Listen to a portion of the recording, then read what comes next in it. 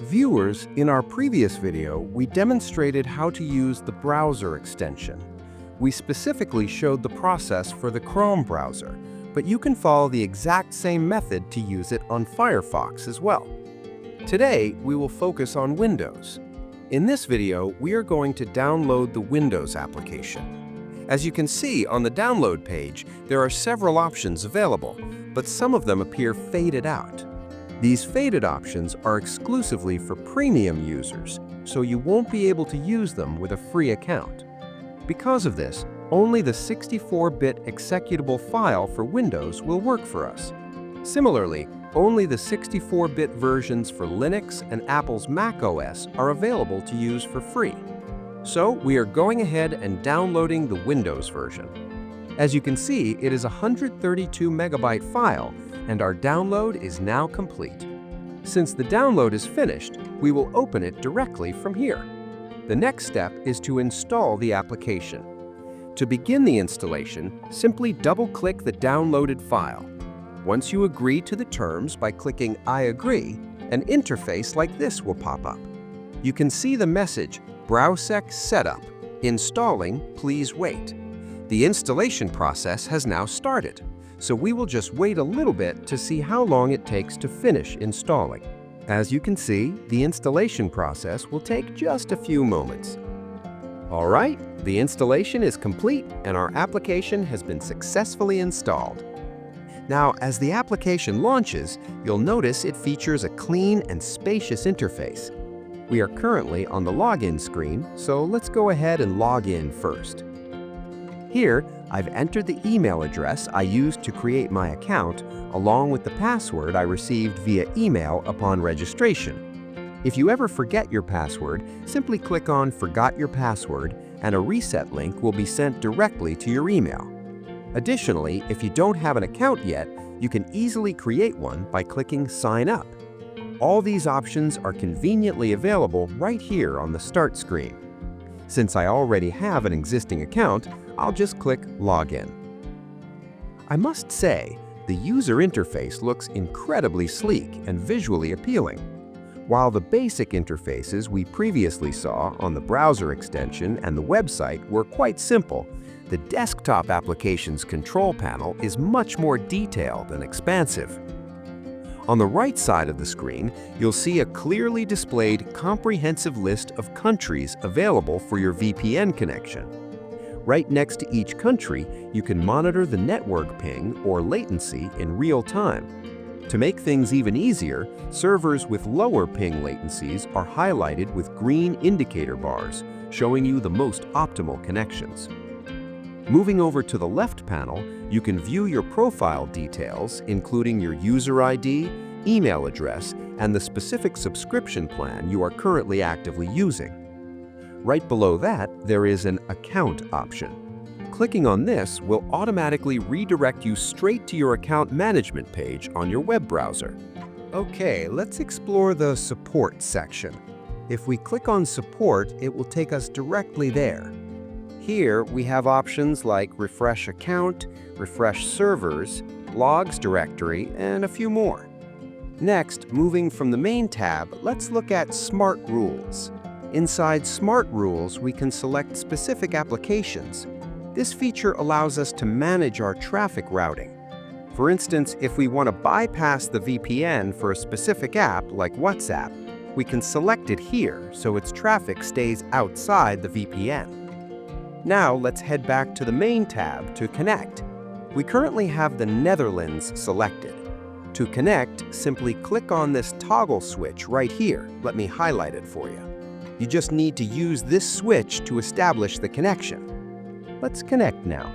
As you can see, it says, Connecting, please wait while it tries to establish the connection. Once connected to the Netherlands, you'll notice that the map updates to highlight our connected region. Overall, I really like this interface. Now, let's verify our connection. We'll use hooer.net to check if our assigned IP is showing up correctly. I'll search for Hooer on Google and open the website. Looking at the results, yes, it confirms we are connected to the Netherlands, which is great. However, looking at the anonymity percentage, the overall IP disguise quality doesn't seem to be the best. Scrolling down, we can see the IP type is marked as hosting, which means it's a data center IP. On the bright side, the fraud score is low risk, meaning it's a clean IP with no high-risk activity associated with it. Okay, let's start by running a quick speed test. I'm going to use speedtest.net for this. As you can see, a default server and ISP have already been automatically selected. Let's click Go and see what kind of speed we're getting right now. The needle is moving, and it looks like we're getting a really solid download speed. It's consistently pushing up and reaching nearly 96 megabits per second. When a VPN can deliver this level of speed, retaining such a massive portion of your original bandwidth, you can safely assume it's a very high-quality service. We certainly can't complain here, as the performance is excellent. The upload speed is also looking great, stabilizing nicely at around 79 megabits per second. Based on these numbers, I am really impressed with this VPN so far. Now we need to evaluate if the variety of countries and servers provided justifies the premium price tag. In a previous video, we tested the India server, and we are going to do the exact same thing today. Let's open the Browsec VPN desktop app, scroll through the list, and select India. And just like that, it's connected. The interface turns green, indicating an active connection. You can also see a live timer tracking our session duration, along with the specific Indian IP address we've just been assigned, right here at the bottom.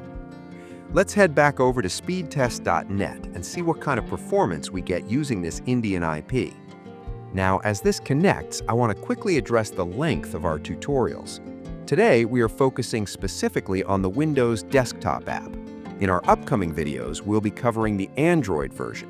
We decided to split these up because combining everything into one single video makes it incredibly long. When videos drag on, it can get a bit boring, and we want to respect your time. Furthermore, some users only care about desktop setups, while others only want mobile tutorials.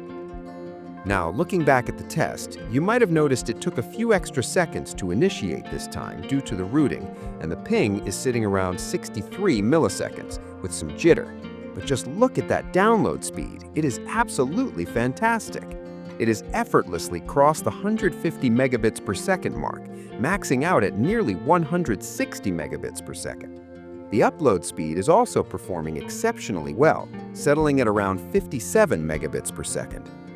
So, returning to what I was saying earlier, this is exactly why we try to keep our videos concise and comfortable to watch. By breaking our content into dedicated parts, like our previous Browsec VPN video and this Windows VPN video today, you can jump straight to the information you actually need. We are currently showing you the desktop options, and later we will try to show you the Android options in a separate video. As usual, we try to make dedicated videos testing each country's server. We'll check all the available servers and compile them into one video. We don't upload that full compilation on YouTube. Instead, we post it on our Facebook page. The link to our Facebook page will be in the pinned comment, so you can check it out there. Or you can just leave a comment on this video, and we will provide the link to you directly. Now, let's test the speed of the Cyprus server we are currently connected to. Let's run the test and see what kind of speeds we get. Through this series, I hope I've been able to give you a basic idea of what Browsec VPN is like, the benefits you get, the expected speeds, the available options, and its overall value. Note that we haven't discussed pricing in this specific video, because we already covered it in detail in our previous video. If you want to know more about the pricing, please watch that previous video. You can find the link in the video description or by clicking the I button. Alternatively, you can visit their official website directly to check the pricing details. For reference, on their 2-year plan, it will cost you just over $2 per month. Now, let's switch over to the United Kingdom server and run another speed test to see how it performs. While that runs, if you find this video helpful, please make sure to subscribe to our channel. We regularly upload these types of review videos, which can be incredibly helpful when you are looking to purchase a VPN. They help you understand what facilities each VPN offers and which ones provide the best and most reliable speeds right now. We also explore which VPNs offer advanced options beyond just basic connectivity, such as router support, SOX5 proxies, WireGuard, and OpenVPN protocols. We discuss in detail which VPNs include these features and which ones don't. So, before making a purchase, I highly recommend browsing through our channel. This will improve your basic understanding and help you decide which VPN is the absolute best choice for you, based on price and performance comparisons. That's all for today's video. Goodbye.